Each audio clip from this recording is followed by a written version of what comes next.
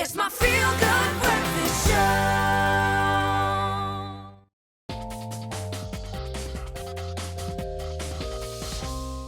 Yeah, we're talking about travel, and when it comes to that, technology can oftentimes be your best friend, making your experience far easier and a lot less stressful. I'm sure you'd agree on that, having been on the trips that you have been on. In fact, in studio with us right now, we've got Mr. Andre van Kets, Director of Discover Africa, to chat to us about the latest apps that could help to make your travel experience a lot easier. Good to have you here, sir. Morning, guys. Thanks for having me. Did you enjoy the choir this morning? Yeah, they're fantastic. Right Woken me up. I'm glad, man. Well, you're waking us up with some incredible new technologies here, and I suppose it was a matter of time. When I say the words unabridged birth certificate, dun, dun, dun. But all jokes aside, this has had a massive impact on South Africa's tourism industry. 4 years now, we've hit a low, and a lot of countries, China even going as far as cancelling direct flights. Yeah, you've come up with an app that really does help move us in a different direction. Talk to me about this app. Absolutely. We created the Child Visa Checklist app because there was so much confusion around unabridged birth certificates and exactly what's needed for different scenarios. I must say that if for the majority of people with a conventional family scenario, mom and dad and kids, it's not that complex. You get the unabridged birth certificate, that's what you need, that's great. But in any outlier situation, maybe divorced parents where there's custody issues or adopted children and so forth, or kids are traveling with the grandparents, then the requirements are far different and get complex quickly. So the app we created, which works on mobile phone and desktop, you don't need to download it. It's completely free. You just go to the URL or Google it.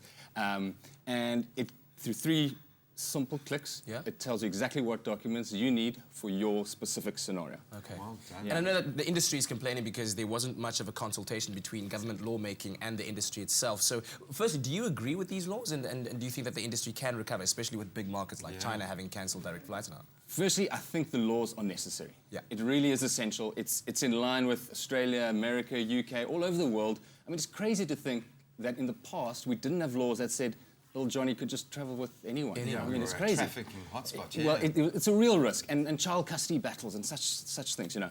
So the laws are essential, there's no debate. But the way they were implemented, the way they're being enforced, and how that information was shared with people is, let's just say, it could have been done better. Okay. And it looks like you've taken a great stride in getting that message out there, so well done. Well, I think one of the biggest draw cards now, of course, we want to promote our eco-tourism in South Africa, in Africa. One of the biggest pulling factors, I think, has got to be the Great Migration across the Serengeti, but there are a lot of other awesome wildlife or natural phenomena that people want to buy into. You've created something called Herd Tracker, which sounds incredible. Talk to me about this. Yeah, we're really proud of Herd Tracker. It's also a web app which anyone can access from, again, mobile phone or desktop. And what the app does is it tracks the location of the Great Migration as they do their annual sort of Lion King migration around the world, around the Serengeti ecosystem. And anyone can log in and see exactly where they are right now. And what it does is it creates sort of a data set where people can predict where they'll be when they're going to go on their holiday. And we've had tons of people contact us and say, oh, we've been following you for the last year, now we're going, and we're so pleased to see we chose the right place to go and be there at the right time. So is it working? I was going to ask. Is it Absolutely. We have probably on average about 100 to 150 people logging on each day. So, and with migration season kicking off right now, sort of July, August, September is when those river crossings happen, and that's, you know, the big thing that people go for.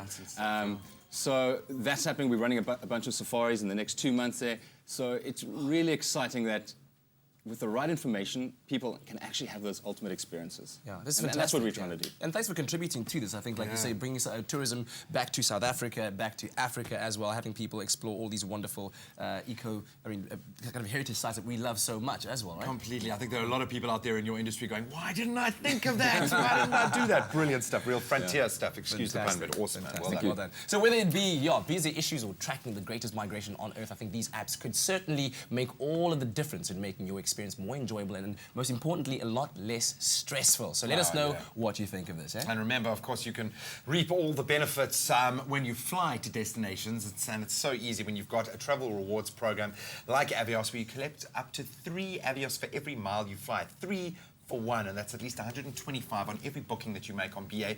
You could soon have collected enough Avios to use on your next local or international flight and get inspired and start swiping to live your dream. You can see, I always get that look in the eye when I think about where you're going. Yeah. Right now, it's time to find out what else is coming up. Zoe?